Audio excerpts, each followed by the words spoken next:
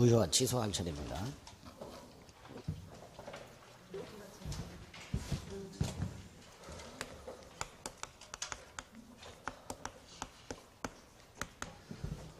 울화가 치밀어서 강의를 못하겠어요.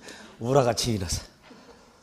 제가 원래 좀 이렇게 그런 부분 좀 약간 냉정하다 못해서 냉혹하다는 소리를 많이 듣거든요. 냉정하다 못해서 냉혹하다는, 흥분을 잘 안 하고 이런 스타일인데, 요새는 뉴스만 보면 울화가 터져요. 웬만하면 제가 울화가 안 터집니다. 어떤 사건이 딱 터지면 원인이 뭘까? 저걸 어떻게 하면 해결하고 다시는 저런 일이 안 생기게 어떻게 하면 좋을까? 이런 걸 늘 생각하는 사람인데, 이번 거는 원인과 결과나 해결 방법은 둘째치고 울화가 터져. 막 울화가 터져. 정말.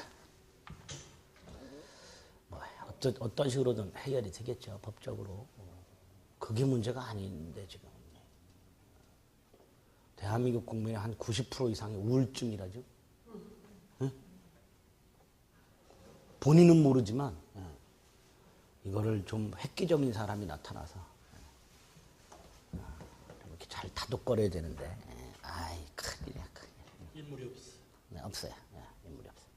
대선 빨리 해봐야 없어, 사람이. 김정은을 데려다놓고. 국가보안법. 두테르테 뭐 이런 애들? 방법이 없어요. 민적인 그리고 법적인 절차에 의해서 가장 합리적이고 적당한 사람을 뽑아야 되는데, 지금 대선 주자라고 나온 사람들은 제가 볼 때는 단 한 명도 그런 사람들이 없어요.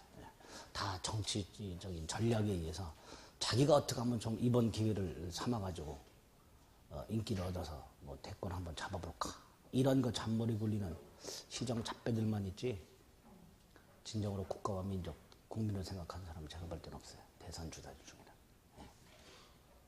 물론 기존 대선 주자들 중에 여러분들이 선호하는 사람들이 있을 수 있죠. 기분 나빠하지 마세요. 제 생각이니까.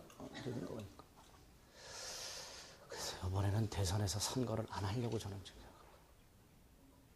제가 찍을 사람 없으면 안 해요. 지난번 국회의원 선거에도 저는 안 했어요. 양천구에 나온 사람들이 저는 국회의원 선거 같은 거 나오면 찌라시 날라오잖아요. 다 봐요. 후보자 프로필부터 시작해가지고 광고 문구 하나하나 다 봐요. 그러면 그 프로필 안에 대부분 과장 광고잖아요. 그렇죠? 거기에 숨어 있어. 그 내면에 그 사람이 살아온 인생이 숨어 있어요. 그래서 하나하나 봐요. 한 명도 없더라고요. 안 갔어요. 애들이 선거 안 하면 어떡하냐고 난리 쳐가지고 인증샷 찍어오라 그래서 선거사무소 앞에서 인증샷만 딱, 투표소 앞 가서 인증샷만 딱 찍어서 보냈어요. 이 사실 하면 애들이 난리 칠 텐데, 안 하는 것도 권리예요. 투표 안 하는 것도 권리예요. 이번에 대선이 그럴 것 같아. 없어, 사람이. 뭔가 획기적인 사람이 나올 수는 없을까? 없어. 큰일이야. 아이고. 무효화 취소. 네, 하겠습니다. 앞에서 봤던 거, 법률행위 목적 요건을 갖추지 못했을 때 무효였죠. 비정상적 의사표시 경우 무효 아니면 취소였어요. 대리인이 대리권이 없어요. 그런데 대리행위에서 무권들이 본인에게 무효였습니다. 즉 법률행위가 성립은 되었으나, 법률행위가 성립은 됐어요. 근데 효력 요건을 못 갖췄어요. 법률행위가 성립은 되었으나 효력 요건을 갖추지 못했다. 이때 두 갈래로 갑니다. 처음부터 효력이 없는 거, 이걸 무효라 합니다. 처음부터 효력이 없는 걸 무효라 해요. 두 번째가, 이게 원칙이에요. 근데 우리 민법은 착오나 사기강박 같은 경우에는 원칙적으로 유효하되 취소를 할 수 있도록 해놨어요. 그리고 취소를 하면 처음부터 무효가 돼버립니다. 처음부터 무효를 줄여서 소급 무효라 한다 그랬어요. 소급 무효. 자, 이때 밑에 거. 요거 이렇게 말할 수 있죠. 취소할 수 있는 행위 이렇게 불러요. 예를 들어 제한 능력자의 행위, 착오나 사기, 강박에 의한 행위, 이런 행위들이 취소할 수 있는 행위가 됩니다. 이때 이 취소할 수 있는 행위는 취소하기 전에는 유효하죠. 일단은 유효해요. 근데 취소를 하면 무효가 돼버리죠. 그렇죠? 그러니까 요거는 현재는 유효하지만 취소를 통해서 무효가 될 여지가 있어요. 이런 걸 무슨 유효라 할까요? 불확정적 유효라 하겠죠.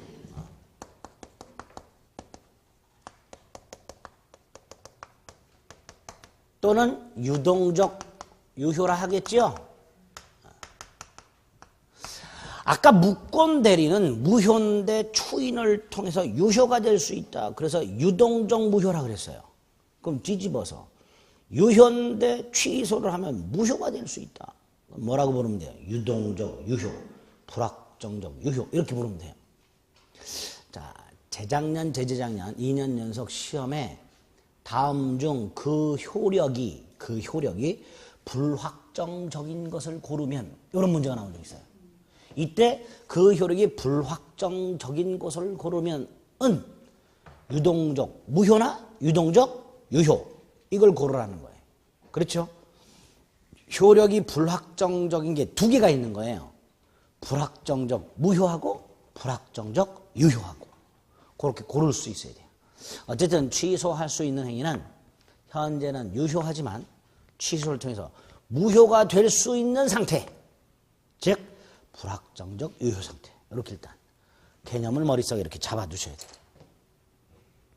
그 다음에 무효를 보면 돼요. 첫째 뜻, 지금 말씀드린 거 쭉 그대로 읊으시면 돼요.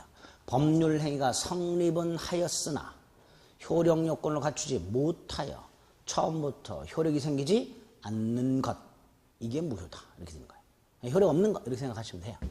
성립은 했다는 걸 잊지 마세요. 자, 이때 무효 사유는 법률 행위가 무효가 되기 위한 사유는 굉장히 많습니다.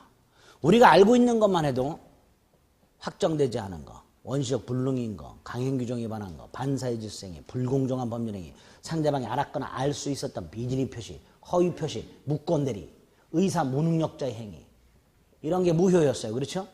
이런 거 외에도 우리 대법원에 의하면 우리 대법원이 봤을 때 어떤 행위를 무효로 하고 싶은데, 대법원이 봤을 때 이걸 무효로 만들고 싶은데 법적인 근거가 없다. 이때 들먹이는 게 신의 성실의 원칙입니다. 그래서 우리 대법원은 이러한 행위는 신의 성실의 원칙에 위반되어 무효다라고까지 합니다. 결국은 무효 사유는 따로 외울 필요가 없다 이런 뜻이에요. 굉장히 많아요. 무효 사유는. 무효 사유는 따로 외울 필요가 없고, 반면에 취소 사유는 외워둬야 돼요. 비교를 해서. 이유는 취소 사유는 딱 법에서 정해진 것만 인정합니다. 딱 요것만 취소 사유예요. 각과의 계약을 할 때, 즉 행위 당시에 법률 행위를 할 당시에 법에서 정해져 있는 취소 사유가 있을 때, 이렇게 쓸게요. 행위 당시 법에서 정해져 있는 취소 사유가 있을 때에만 취소를 할 수가 있습니다. 다른 이유 갖고는 취소를 할 수가 없어요. 또 행위 이후 사정 가지고는 취소할 수가 없습니다. 이 취소 사유가 4가지예요. 제한 능력자의 행위, 미성년자, 착오에 의한 행위, 사기, 강박에 의한 행위. 딱 이 4가지가 취소 사유입니다. 요거를 이유로 해서만 취소할 수 있을 뿐 다른 이유로는 계약을 취소할 수가 없습니다. 자, 그러면 갑과 을이 계약을 했고요. 갑과 을이 계약을 했는데 잔금을 주기로 한 날짜에 을이 잔금을 안 줘요. 그래서 갑이 야 잔금 날짜가 지났는데 왜 안 주냐 빨리 달라고 쐈어요. 끝내 을이 잔금을 안 줘요. 이때 갑이 을과의 계약을 취소할 수 있을까요? 없을까요? 을이 잔금을 주지 않는다는 것을 이유로 갑이 을과의 계약을 취소할 수 있을까요? 없을까요? 없어요. 없어요. 왜 없어요? 취소 사유는 이거라 그랬어요. 이거라 그랬어요. 그러니까 이건 취소가 아니라 해제예요. 해제예요. 취소가 아니라. 지금까지 취소라든가 해제라든가 무효라는 말을 우리는 구별하지 않고 썼어요. 이런 경우 이렇게 실무적으로 많이 해요. 갑이 을에게 야 언제까지 돈 안 주면 계약은 무효야. 이런 말 하죠. 언제까지 돈 안 주면 계약은 취소할 거야. 이런 말 많이 하죠. 앞으로는 그런 말 하시면 안 됩니다. 해제라고 하셔야 돼요. 실무에서 중개사 합격을 하시고서 공인중개사 하시고 있는 분들도 이걸 구별 안 했었어요. 법원 가면 혼납니다. 혹시라도 소송을 갔는데 이거 취소한다 어쩌고 그러면 법원에서 혼나. 이건 취소가 아니라 해제예요. 판결할 거예요. 취소할 수 없다. 원고 패소. 이렇게 됩니다. 정확하게 구별해서 써야 돼요. 취소 사유는 행위를 할 때 제한 능력자였거나 착오가 있었거나 사기나 강박을 당했을 때 딱 이것만 취소 사유입니다. 아시겠죠? 그래서 무효 사유는 따로 외울 필요 없으나 취소 사유는 꼭 재착, 사강 이렇게 외워두셔야 돼요. 세 번째, 무효의 종류가 나옵니다. 네 가지가 있어요. 절대적 무효라는 게 있고 상대적 무효라는 게 있고요. 당연 무효라는 게 있고 재판상 무효라는 게 있는데 이건 몰라도 돼요. 27회 동안 한 번도 시험 문제 나온 적 없습니다. 그러니까 당연 무효, 재판상 무효는 몰라도 됩니다. 절대 무효, 절대적 무효, 상대적 무효. 먼저 절대적 무효는요. 우리 강행규정 위반 행위나 반사회 질서행위 같은 것들은 선의의 제3자가 보호를 못 받았죠. 이중매매, 제2매매가 반사회 질서 행위로 무효일 때 제2매수인과 거래한 사람은 선의가 됐든 악의가 됐든 소유권을 취득할 수가 없다 그랬습니다. 즉 어떤 계약이 무효일 때 그 무효라는 것을 계약 당사자뿐만 아니라 대한민국 누구에게도 이거는 무효다라고 주장할 수 있는 것, 심지어는 선의의 제3자한테도 이 계약은 무효다라고 주장할 수 있는 것, 선의 제3자에게도 대항을 할 수 있는 것, 이걸 절대적 무효라 합니다. 무효는 이게 원칙이에요. 그런데 107조 1항 단서 및 2항 108조 1항과 2항. 자, 107조 1항 단서는 제가 외우자 그랬어요. 107조 1항 단서는 비진이 표시에서 상대방이 표의자의 지인이 아님을 알았거나 알 수 있었을 경우, 갑이 거짓말을 하고 있다는 걸 상대방 을이 알았거나 알 수 있었을 경우에는 무효가 된다. 이게 107조 1항 단서고요. 2항에서 전항의 무효를 가지고 선의의 제3자에게 대항하지 못한다. 이렇게 돼요. 108조 1항은 상대방과 통정한 허위의 의사표시는 무효로 한다. 2항 전항의 무효는 선의의 제3자에게 대항하지 못한다. 이렇게 무효를 가지고 누구에게도 무효를 주장할 수는 있으나 선의의 제3자한테만 무효를 주장할 수 없을 때 그걸 상대적 무효라 하고요. 두 개를 외워야 돼요. 상대적 무효 두 개를 외워야 됩니다. 상대방이 알았거나 알 수 있었던 비진이 표시하고 허위 표시를 외워야 됩니다.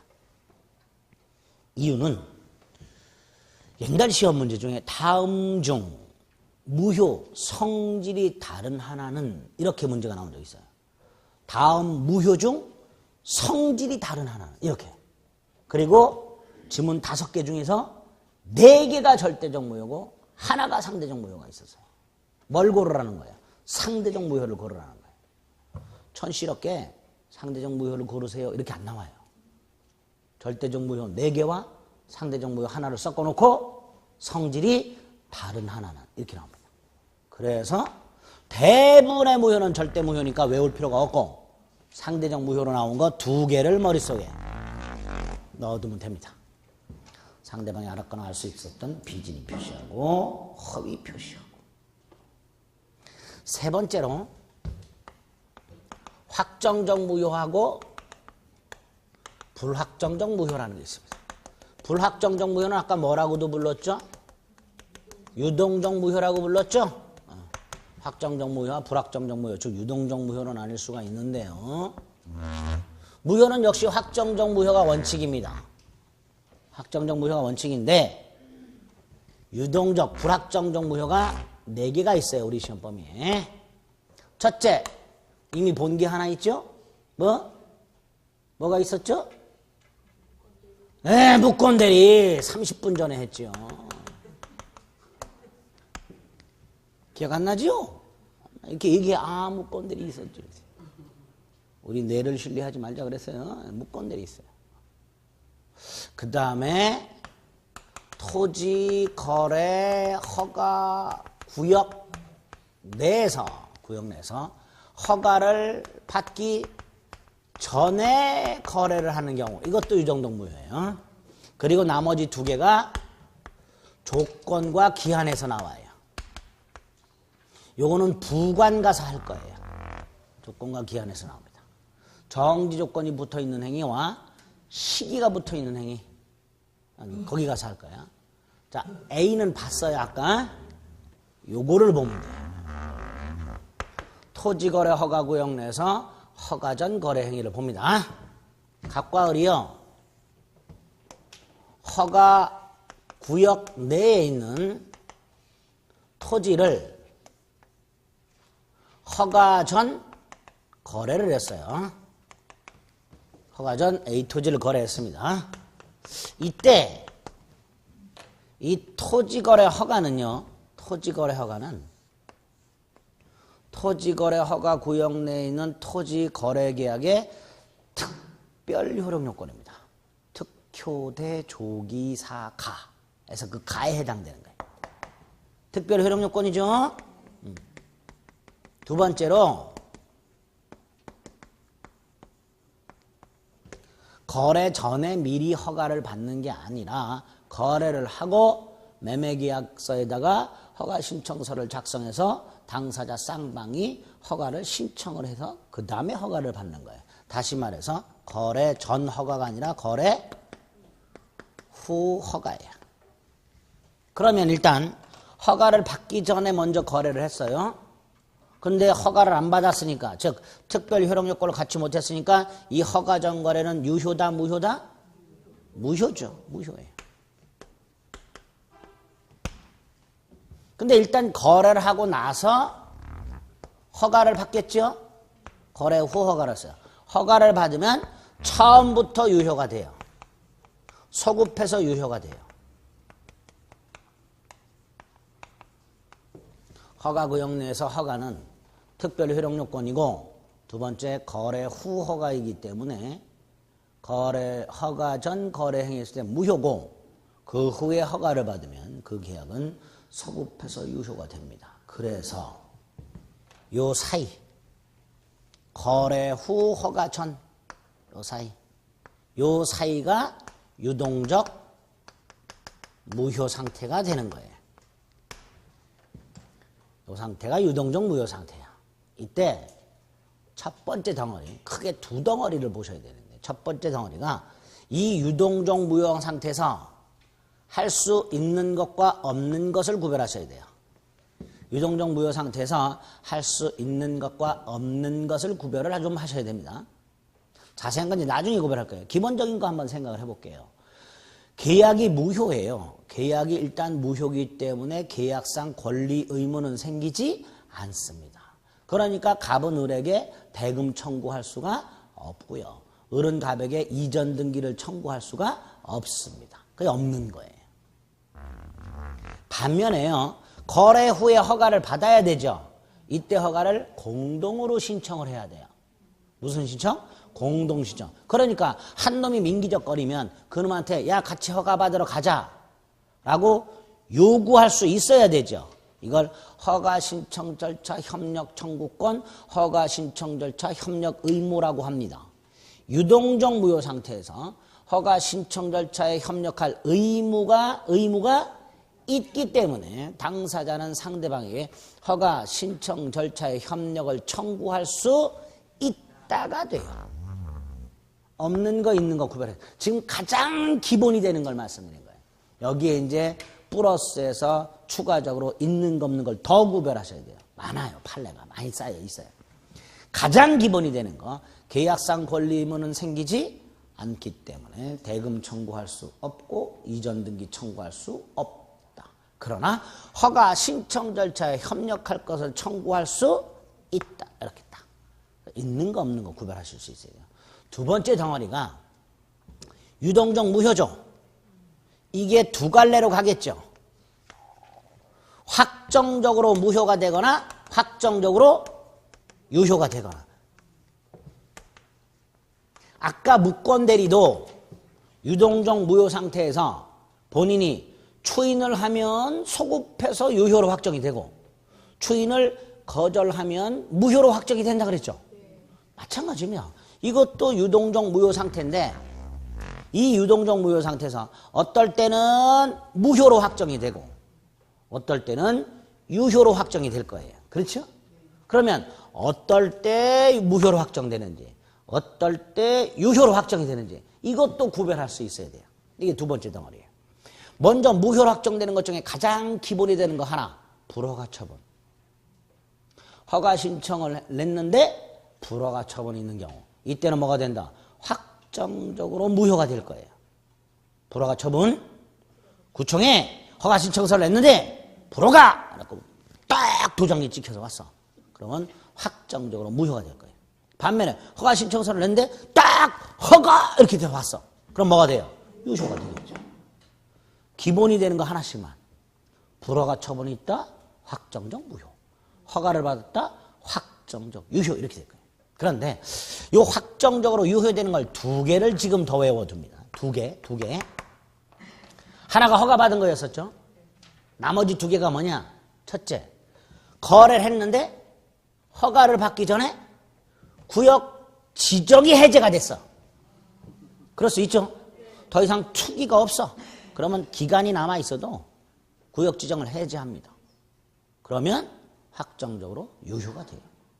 두 번째, 거래를 했는데 허가를 받기 전에 구역 지정 기간이 만료가 됐어요. 공법에 보면 허가구역 지정 기간이 나와요. 제가 공부할 때는 5년이었었는데 몇 년인지 모르겠네. 한 번 지정하면 기간이 있어요. 근데 그 기간이 만료가 됐어. 만료가 됐는데 재지정을 안 했어. 그럼 여기는 더 이상 허가구역이 아니죠. 이럴 때도 허가받을 필요 없이 확정적으로 유효가 됩니다. 그래서 앞으로 언제 확정적 무효가 되는지 언제 확정적 유효가 되는지를 구별하셔야 되는데 확정적 무효가 되는 건 굉장히 많아요. 사유가. 그중에 불허가 처분 하나만 오늘 기억하세요. 확정적 유효가 되는 거 딱 3개밖에 없어요. 판례가. 허가받은 거, 구역 지정이 해제된 거, 구역 지정 기간이 만료가 됐는데 재지정하지 않은 거. 이렇게. 왜 외워야 되냐? 다음 중 확정적 무효가 되는 것이 아닌 경우는 이렇게 나온 적이 있어요. 확정적 무효가 되는 게 아닌 경우. 그래서 구역 지정 기간 만료 이게 나온 적이 있어요. 그럼 확정적 무효가 아니라 뭐가 되는 거예요? 확정적 유효. 이렇게. 그래서 무효의 종류인 확정적 무효, 불확정적 무효와 관련하여 불확정적 무효가 개념이 중요하고 다른 말로 유동적 무효라고 부르면서 우리가 무권대리에서 하나 받고 허가구역 내 허가전 거래행위를 본 거예요. 허가전 거래행위에 관해서 허가의 의미와 언제 허가받는지 그래서 거래 후 허가 전 유동적 무효 상태가 생기고 유동적 무효 상태에서 할 수 있는 것과 없는 것 그 상태가 언제 확정적으로 무효가 되는지 언제 확정적으로 유효가 되는지 이런 것들에 대해서 조금씩 추가를 하시면 돼요. 오늘은 기본 뼈대만 잡아두면 됩니다. 뼈대 잡으셨죠? 네. 뼈대를 잡아놔야 살을 붙인다 그랬어요. 1월 달부터 겁나게 살을 붙일 거예요. 근데 뼈대를 안 잡아두면 제가 살을 던져드려도 못 붙여. 그쵸? 뼈대를 자꾸 잡아. 네 번째. 우리 지금 무효의 종류를 보고 있습니다. 전부무효, 일부무효가 있어요. 전부무효는 상식적으로 그냥 전부무효인 거예요. 계약인데 그 전체가 무효야 그냥. 그럼 무효로 끝이에요. 이게 문제야. 일부무효가. 갑이요. 을에게요. A 토지하고요. A 토지 위에 있는 B 건물. 다 갑소유예요. 이거를 일괄해서 매매했습니다. 보통 토지와 건물을 갖고 있는 사람은 토지 건물을 한꺼번에 팔지요. 따로따로 팔아도 돼요.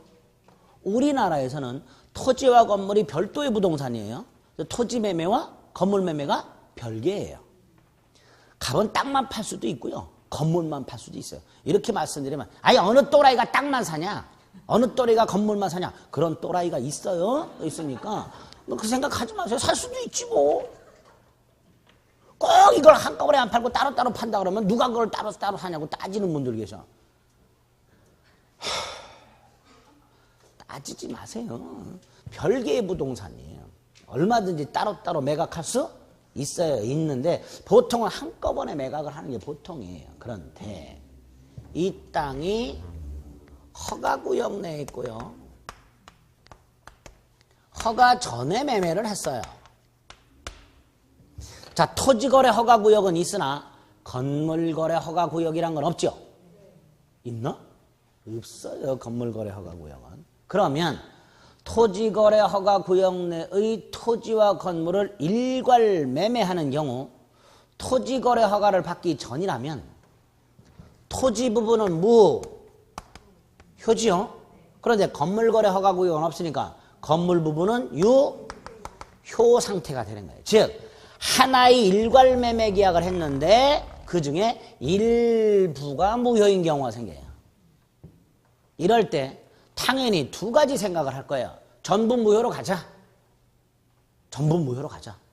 전부 무효로 가면 토지거래 허가 전에 토지는 물론이고 건물도 이전 등기 청구할 수 없고 대금 청구할 수 없다. 이렇게 되겠죠? 반면에 무슨 소리냐? 건물 부분만은 유효로 하자. 즉 일부만 무효로 하자. 이렇게 가면 토지거래 허가 전 토지는 안 되지만 건물은 별도로 대금 청구할 수 있고 이전 등기 청구할 수 있다가 될 거예요. 그렇죠? 그러니까 법률행위가 일부가 무효일 때 이거를 전부 무효로 볼지 일부만 무효로 볼지의 문제가 생기는 거예요. 생기겠죠? 그래서 137조를 만들어 놨어요. 원칙이 전부 무효. 원칙이 무슨 무효? 전부 무효. 이거 시험 문제예요. 징그럽게 많이 나왔어요. 이 자체가 뭐라고 나오냐? 법률행위의 일부분이 무효일 때 원칙적으로 그 부분만을 무효로 한다. 이런 식으로 무지하게 많이 나왔어요. 틀렸죠? 못 골라요. 시험장에서 또. 이렇게 소리 질러서 말씀드렸는데 못 골라요 또. 분명히 조문에서 뭐라고 해놨다? 전부 무효를 해놨습니다. 그럼 이거 이렇게 말하겠죠? 토지거래 허가구역 내에서 토지거래 허가 전에 토지와 건물을 일괄 매매한 경우 특별한 사정이 없는 한 건물에 대해서도 이전 등기 청구할 수 없다. 이렇게 되겠죠. 전부 무효로 가니까. 예? 그렇게 하는 거예요. 이거하고 연결은 나중에 생각하고 무슨 무효다? 원칙 전부 무효다. 머리에 콱! 전부 다 박는 거예요. 이런 게 중요한 거예요. 다만 예외적으로 일부만 무효로 하고 나머지는 유효로 하는 경우가 생겨요. 그럼 어떨 때 이렇게 할 것인가? 그 요건이 있겠죠? 그 요건을 나중에 공부하시면 돼요. 나중에 해요. 지금 하지 말고. 지금 하면 머리 쥐나니까. 그래서 원칙 전부 무효, 예외 일부 무효 이렇게 처리합니다. 그리고 나중에 일부가 무효가 되려면 어떤 요건을 갖추어야 되는지를 살을 붙여야 되겠구나 까지만 생각하시면 됩니다. 네? 이거에 대해서 우리 판례가 이렇게 말을 합니다. 그냥 듣기만 하세요. 토지거래 허가구역 내 토지 건물을 허가 전에 일괄 매매한 경우 갑과 을이 토지에 대한 거래 허가가 없었다 하더라도 건물만이라도 매매하였을 것이라는 사정이 인정되지 않는 한 이렇게 말을 해요. 뭔 소리예요? 몰라. 그게 요건이에요. 그러니까 지금 요건 생각하지 말고 결론만. 원칙 전부 무효, 예외 일부무효. 요거를 대법원이나 학자들이 요렇게 하는 것을 이름을 붙여요. 일부무효의 법리 이렇게 불러요. 137조의 이름이라고 생각하시면 돼요. 뭐라고 부른다고요? 일부무효의 법리. 그래서 일부무효의 법리 이렇게 나오면 원칙 전부무효 예외 일부무효 이렇게 딱 떠올라야 돼요. 이유는 나중에 계약법에 가면요. 시험 지문에 이런 지문이 나오는 경우가 있어요. 일부무효 법리의 특칙 이렇게 나오는 게 있어요. 일부무효 법리의 특칙 또는 일부무효 법리의 예외 이렇게 나오는 경우가 있어요. 그럼 뭘 말할까요? 반대를 말하는 거예요. 이게 뒤집어져 있는 걸 말해요. 원칙 일부무효 예외 전부무효가 나와요. 나중에 계약법에 가면. 그럼 이거하고 반대로 되어 있죠. 그거를 일부무효 법리의 특칙, 일부무효 법리의 예외 이렇게 불러요. 머리에 쥐날라 그러죠? 네, 쥐날라. 그러니까 오늘은 여기까지만. 여기서 멈추세요. 집에 가서 이정환이가 뭐 일부무효 법리 뭐 특칙 뭐 이런 거 얘기한 게 있는데 그게 뭐지? 그러지 말고 딱 여기까지만. 됐죠? 여기까지가 무효의 종류에서 보셔야 될 내용. 4가지 유형 중에서 3가지 조심하시면 돼요. 절대무효, 상대무효에서는 뜻과 상대적 무효 2개. 불확정적 무효에서는 토지거래 허가구역 내 허가전 거래 행위. 일부무효 법리와 관련해서는 137조의 의미. 이 3가지 정도를 머리에 쫙 정리해두면 됩니다. 됐죠? 네 번째. 이렇게 무효가 돼요. 계약을 했는데 계약이 무효야. 계약을 했는데 계약이 무효라면 권리 의무가 생기지 않죠. 예컨대 토지 매매 계약을 했는데 토지 매매가 무효야. 그러면 매도인은 물건 넘겨줄 필요가 없고 매수인은 대금을 지급할 필요가 없죠. 계약을 했는데 계약만 한 상태고 아직 이행을 하기 전이다. 그러면 이행할 필요가 없다. 이렇게 되겠죠.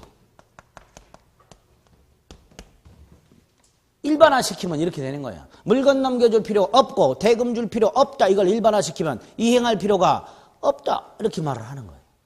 그렇죠? 문제가 이 또라이들이 계약이 무효인데 그 무효라는 사실을 알았든 몰랐든 이행을 했네. 물건 넘겨주고 돈 받았네. 이거 어떻게 해야 될까요? 그냥 좋은 게 좋다고 넘겨주고 받은 상태로 그냥 있어요? 아니에요. 법적으로 무효라면 받아서는 안 되는 걸 받은 거고요. 줄 필요가 없는 걸 준 거예요. 그러니까 돌려주고 받아야 돼요. 어떻게 해야 된다고요? 돌려주고 받아야 돼요. 법적으로. 이걸 부당, 이득, 반환이라 합니다. 뭐라 한다고요? 부당, 이득, 반환. 그런데 이 부당이득이라는 제도 자체는 우리 시험 범위가 아니고요. 따라서 부당이득 반환 자체도 우리 시험 범위가 아니에요.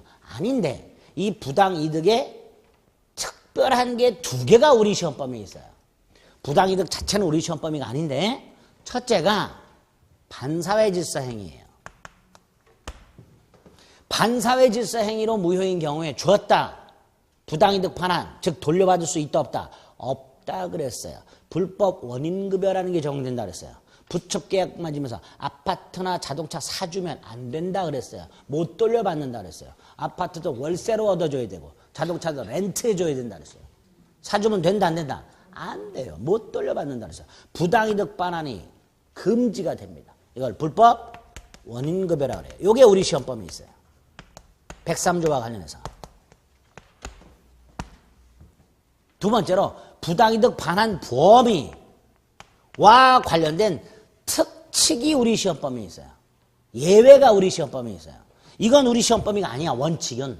그런데 예외를 알으려면 원칙도 알아놔야 되죠. 그래서 미리 부당이득 반환 범위가 뭔지를 좀 생각을 해봐야 돼요. 자, 먼저 부당이득의 가장 전형적인 예가 거스름돈 더 거슬러 받는 걸 생각하시면 됩니다. 그게 부당이득이에요. 5,000원짜리를 내고 4,500원짜리 담배를 사면 500원을 거슬러 받아야 돼요. 그렇죠? 근데 내가 45,500원을 거슬러 받았어. 그럼 가게 주인은 내가 5만 원짜리를 냈다고 착각하고 45,500원을 거슬러 준 거죠.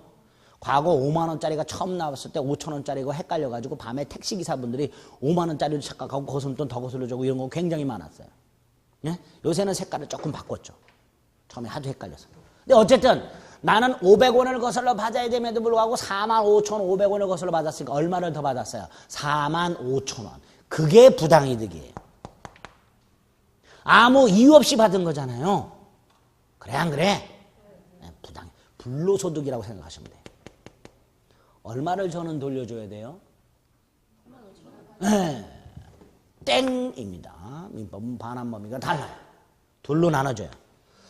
45,000원을 더 거슬러 받는다는 것을 모르고 받았어요. 집에 가서 봤더니 더 왔어. 이럴 때는 쓰고 남은 것만 돌려주면 돼요. 현존이익만 돌려주면 돼요. 그래서 저는 거스름돈 받을 때 절대로 그 자리에서 확인하지 않습니다. 한 번도 지금까지 그 자리에서 확인해 본 적이 없어요. 저는 1,000원짜리 뭉태기로 거슬려도 받아서 일단 쑤셔넣어요.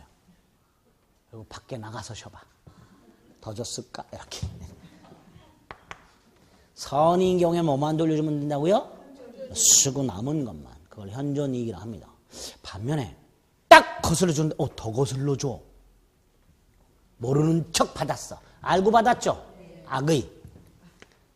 악의라면 더 받은 거 45,000원. 예? 당연히 돌려줘야 되고 이자. 그리고 손해까지 배상해야 돼요.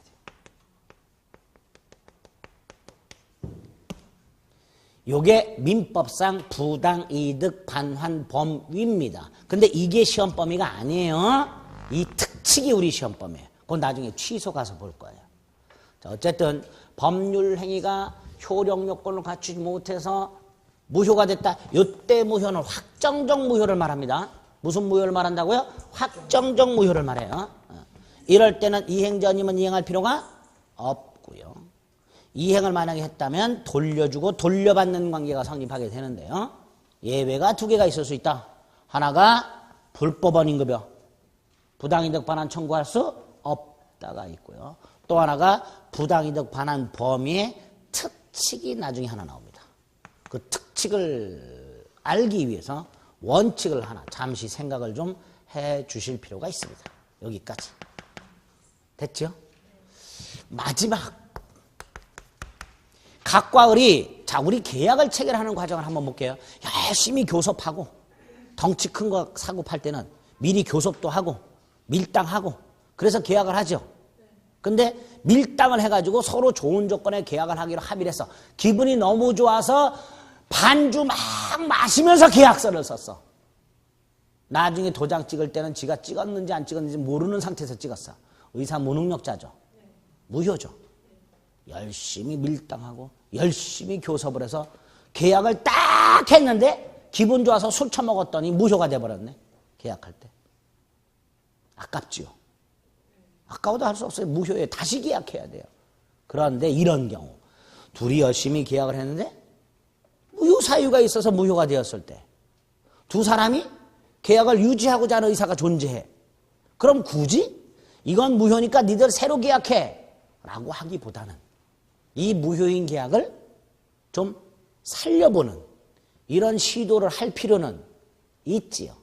아까 무권대리 행위에 대해서 본인이 추인을 하면 유효가 될 수 있는 상태를 만들어 놓듯이 법률행위가 무효라 하더라도 그 무효를 확정적 무효로 더 이상 이건 무효니까 생각도 하지 마. 이걸로 끝나진 않고 당사자 의사를 존중해서 무효인 행위를 좀 살리면 누이 좋고 매부 좋고 이런 일이 생길 수가 있지요. 이렇게 무효인 행위를 무효로 확정시키지 않고 좀 되살리는 방법, 이런 거를 무효행위의 재생이라 합니다.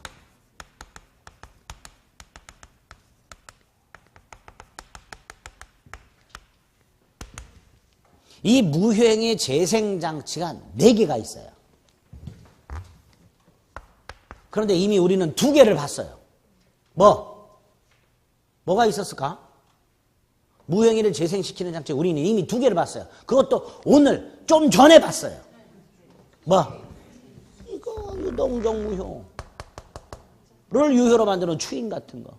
그렇죠? 허가 같은 거. 또 하나가 일부 무효. 유동적 무효라는 개념, 일부 무효라는 개념, 다 확정적 무효로 하지 않고 전부를 무효로 하지 않고 유효가 될 가능성을 열어놓거나 또는 일부만이라도 되살리는 무효행의 재생장치가 되는 거예요. 네? 두 개는 이미 했고 두 개를 더 하면 돼요. 138조 무효행위의 전환이라는 게 있고요. 전환 무슨 뜻일까요? 무효행위를 뭘로 전환? 유효행위로 전환시키는 거겠죠.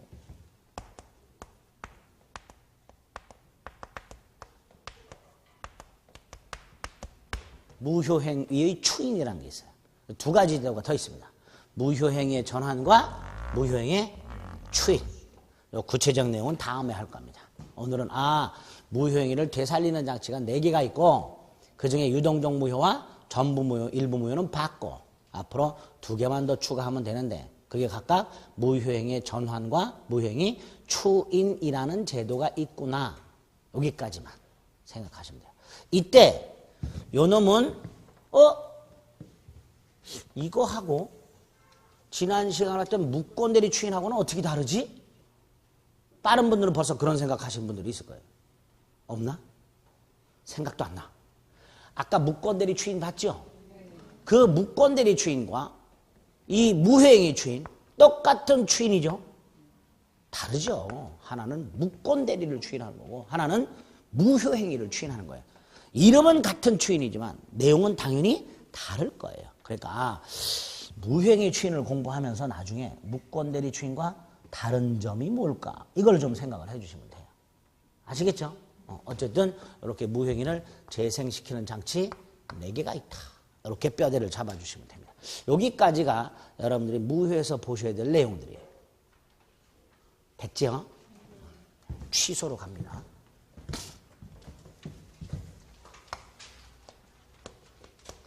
뜻은 이미 말씀드렸어요. 법률행위가 성립은 되었으나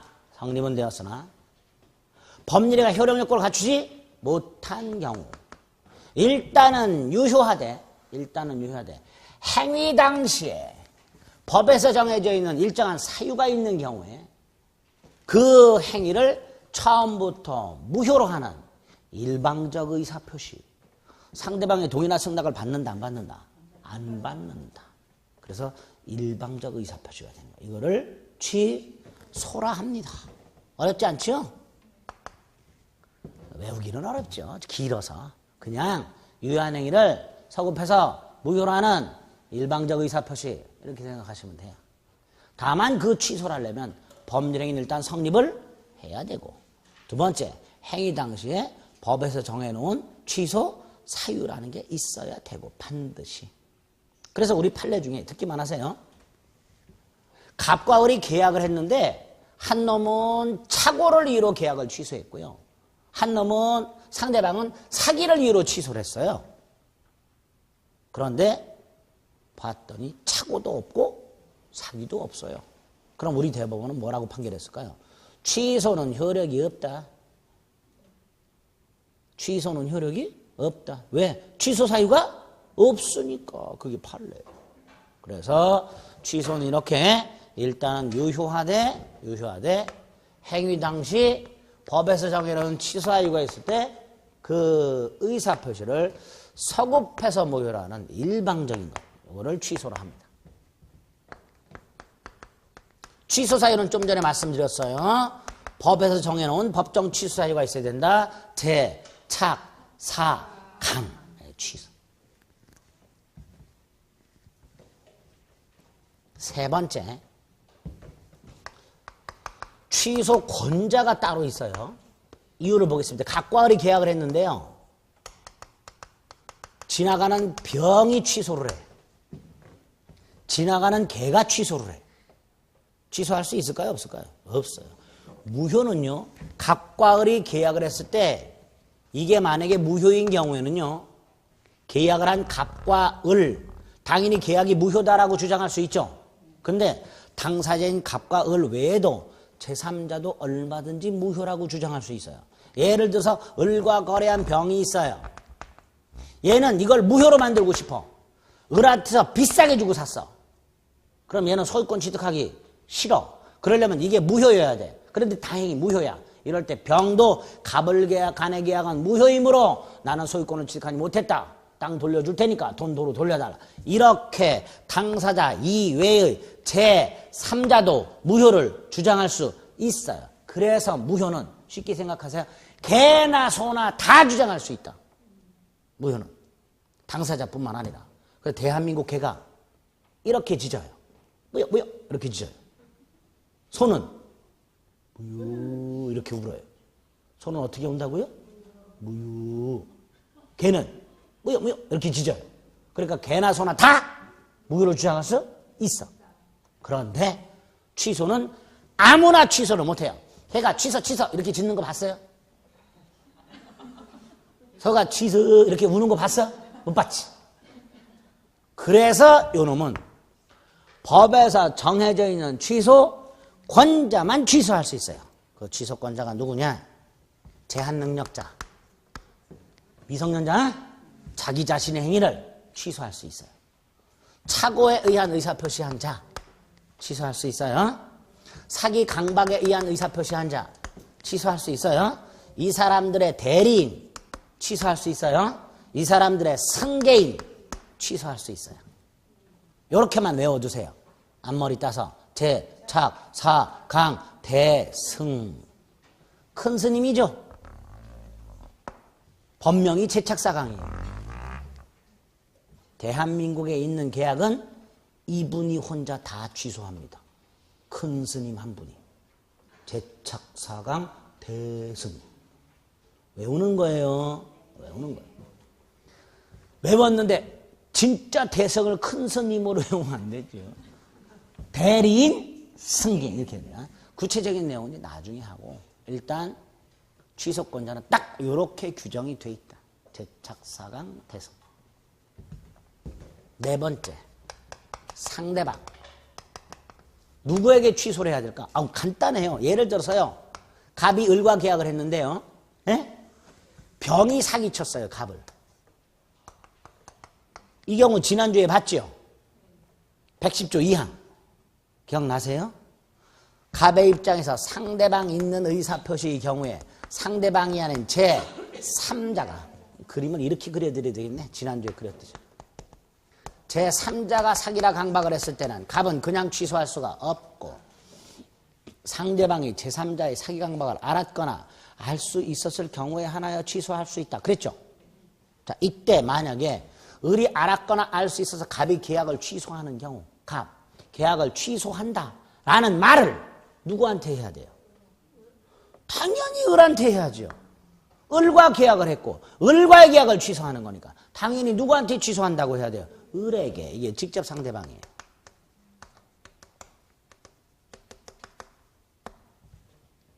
계약 취소는 누구한테 한다고요? 직접 상대방에게. 근데 갑이 을에게 취소를 하러 갔더니 을이 죽었네. 영정사진에 딱 있네. 갑이 을에게 계약을 취소하러 딱 갔더니 을의 자식이 어디로 오세요? 그래 갔더니 장례식장이야. 을이 사진 속에 들어있어. 을한테 취소한다고 말을 해요? 못해요? 못하죠. 그럼 누구한테 해야 돼? 상속인한테. 일단 향을 피운 다음에 상속인이 고인과 어떤 사이십니까? 그럼 내가 갑하고 을하고 계약을 돌아가신 분하고 계약을 했는데 돌아가신 분으로부터 사기를 당했다. 그래서 나 오늘 계약을 취소하라 했는데 돌아가셨네. 자네한테 해야 되겠네. 부모님과 돌아가신 분과의 계약을 취소한다라고 누구한테 하면 돼요? 상속인. 이 상속인을 포괄승계인이라 합니다. 그래서 취소의 상대방은 직접 상대방 또는 직접 상대방의 포괄승계인한테 하는 거예요. 그런데 을이 죽지를 않았고요. 죽지를 않고요. 갑이 을과 계약을 했고 을이 또다시 병과 계약을 했어요. 이때 갑이 계약을 취소할 때 갑이 계약을 취소할 때 누구하고 계약을 취소하는 거예요? 을과의 계약을 취소하는 거죠. 그런데 갑이 을한테 취소하려고 갔더니 을이 병한테 팔아먹었는데 그래 알았어. 갑이 병을 찾아가서 나 을과의 계약을 취소한다라고 말을 했어요. 병한테. 그럼 병은 뭐라 그럴까요? 갑이 병한테 나 을과의 계약을 취소한다라고 말을 했어. 그럼 병은 뭐라 그럴까요? 그걸 왜 나한테 하냐고 그러겠죠. 아니 을과 계약을 취소하는 걸 왜 나한테 얘기하나 그랬죠. 을한테 가서 하라 그러겠죠. 그 말은 직접 상대방의 요놈은 상속인이 아니죠. 상속인은 포괄승계인이라 그랬죠. 상속인이 아닌 포괄승계인이 아닌 사람을 특정승계인이라 그래요. 포괄승계인의 반대 개념이에요. 요놈은 상속인이 아니잖아요. 특정승계인이죠. 이 사람한테는 취소할 수 있다 없다? 없지요. 당연히 없지요. 그래서 취소의 상대방은 계약 직접 상대방과 직접 상대방의 포괄 승계인까지만, 그리고 상대방의 특정 승계인에 대해서는 취소할 수 없다. 이렇게 되겠죠. 이렇게 될 거예요. 여기에 취소의 상대방이에요. 네 번째. 취소를 할 때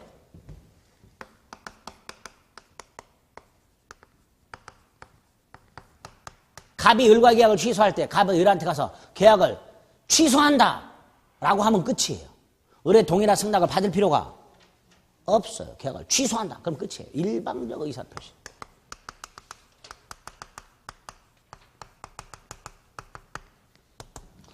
일방적 의사표시 중에 권리를 형성권이라 합니다. 일방적 의사표시인데 그게 권리인 경우 그걸 뭐라 한다고요? 형성권.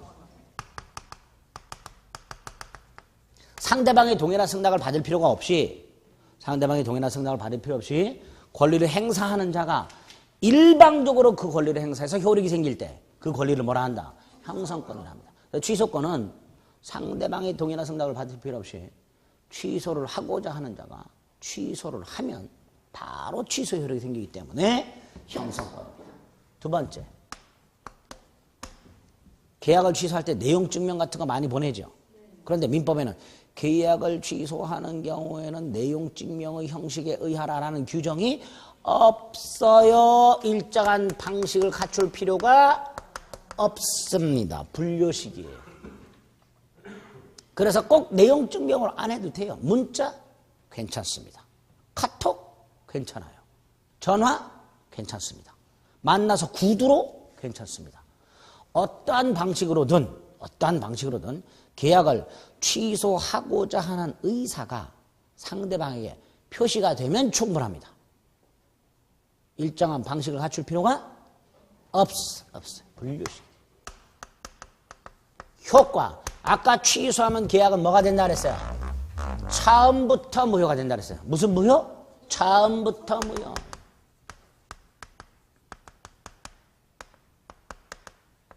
그러니까 계약을 했는데 이행을 하기 전에 취소를 했다면 이행할 필요가 없겠지요.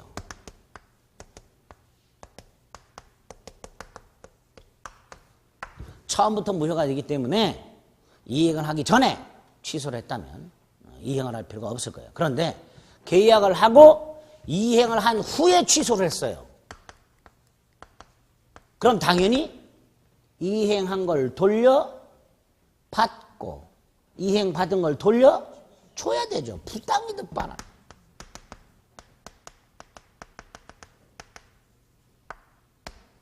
이거 아까 봤죠? 부당이득 반환. 이때 부당이득 반환의 범위가 선악에 따라서 달랐죠? 근데 예외가 여기서 나옵니다. 특칙이 나와요. 이게 우리 시험법입니다. 원래는 아닌데 조문에 하나 딱 있어요. 그래서 냅니다, 이거를. 우리 시험법이 조문에 하나가 있어요. 어떤 특칙이 있냐? 아까 취소 사유가 4가지가 있었죠. 그중에 이거. 제한 능력. 미성년자가 부모가 사준 물건을 지멋대로 팔아먹고 돈을 받았어요. 나중에 부모가 계약을 취소합니다. 그럼 미성년자는 받은 돈 돌려줘야 되고 물건 돌려받아야 되는데 이때 미성년자, 제한능력자는 선악을 묻지 않고 남아있는 것만 돌려주면 돼요. 그래서 애가 사준 물건을 돈 받고 팔아먹었을 때 바로 취소하지 말고 그 애가 돈을 쓸 때까지 기다렸다가 다 쓰고 난 다음에 취소하면 돼요. 그럼 물건은 돌려받고 돈은 한 푼도 안 돌려줘도 됩니다. 다만 이제 현존이익이 어떤 거냐의 문제가 남아요. 그건 이제 나중에 보고 일단 원래 부당이득 반환은 선악에 따라 반환 범위가 다른데 제한 능력을 이루한 취소만큼은 제한 능력자만큼은 선악을 묻지 않고 쓰고 남은 것만 이렇게 하게 됩니다. 여기 한 세트. 이렇게 미성년자를 보호하기 위한 특별한 조문을 만들어 놓은 거예요. 제한 능력자를 보호하기 위해서. 여기까지 됐죠? 됐다고 해주세요. 그 다음에 마지막으로 무효가 되었을 때 선의의 제3자에게 대항을 할 수 있는 경우와 대항할 수 없는 경우 둘로 나눠져요. 취소를 했을 때 무효가 되고 무효가 되었다 하더라도 선의 제3자에게 대항할 수 있냐 없냐로 나눠져요. 우리 없는 거 두 개를 이미 알아요. 선의 제3자에게 대항할 수 없는 거 두 개가 있었죠. 뭐? 착오하고 사기, 강박. 우리 이미 봤죠? 착오를 이유로 취소하거나 사기, 강박을 이유로 취소했을 때는 선의의 제3자에게 대항할 수 없다. 아까 선의의 제3자에게 대항할 수 없는 무효를 상대적 무효라 그랬죠. 선의의 제3자에게 대항할 수 없는 무효를 상대적 무효라 그랬잖아요. 그러면 선의의 제3자에게 대항할 수 없는 취소를 뭐라 그러면 돼요? 상대적 취소 그러면 돼요. 무슨 취소? 상대적 취소. 머리가 점점 터질 듯해요. 고맙게도 우리 뇌는 단단해서 안 터져요. 반면에 선의의 제3자에게 대항할 수 있는 취소. 제한 능력을 이유로 취소했을 때. 뭘 이유로 취소했을 때?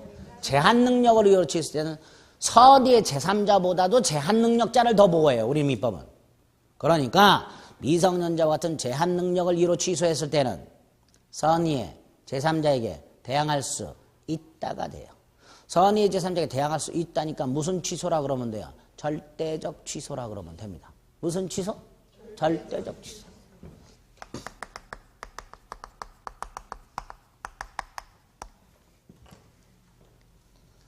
이런 용어들에 익숙해지셔야 돼요. 자꾸 반복해서. 네? 곡소리 나오고 한숨소리 나옵니다. 헷갈리고 머리는 터질 것 같아요. 그런데 한 번에 안 됩니다. 반복하다 보면 머리에 들어오게 돼 있어. 이런 기본이 되는 거를 머리에 넣지 않고 교과서를 읽었다고는 지진나는 거예요. 기본적인 내용과 용어를 자꾸 익숙해지셔야 됩니다. 자, 계약을 취소했다. 처음부터 무효가 된다. 이행 전임은 이행할 필요가 없다. 이행을 하면 부당이득 반환의 문제가 생긴다. 이럴 때 부당이득 반환 범위는 이렇게 되는데 특칙이 하나 있다. 취소에는. 두 번째, 취소해서 무효가 되었을 때 두 갈래로 간다. 선의의 제3자에게 대항할 수 있는 것과 없는 게 있다. 없는 것 우리 이미 했다. 착오, 사기, 강박을 이유로 취소했을 때. 선의의 제3자에게는 대항할 수 없다. 이걸 상대적 취소로 한다. 반면에 제한 능력을 이유로 취소했을 때는 선의의 제3자에게 대항할 수 있고 그걸 절대적 취소로 한다. 이렇게.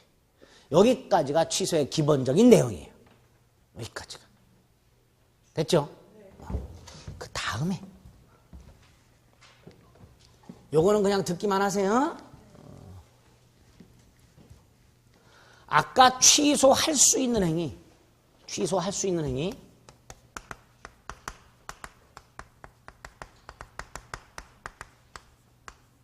유동적 유효라 그랬죠? 저기 써 있어요. 유동적 유효라 그랬어요. 이게 취소를 하면 무효로 확정이 되죠. 취소를 하면 무효로 확정이 돼요. 반면에 취소권을 소멸시켜버리면 취소를 못하게 하면 유효로 확정되겠죠. 이렇게 될 겁니다.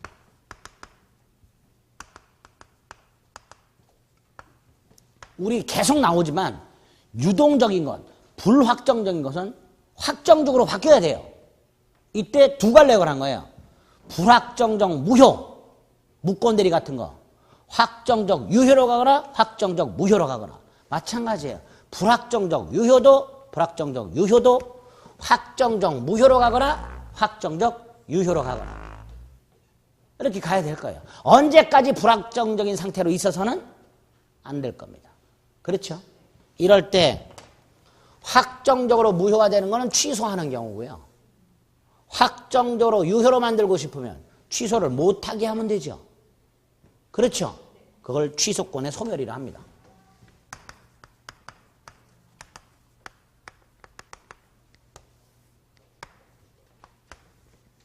세 가지가 있어요. 취소권을 소멸시키는 게 하나가 스스로 취소권을 포기하는 게 있어요. 나 취소 안 할래. 예를 들어서 사기를 당해서 물건을 샀어요. 취소할 수 있죠? 근데 물건이 좋아. 그럼 굳이 취소할 필요가 없겠죠. 사기를 당했지만 물건이 괜찮아.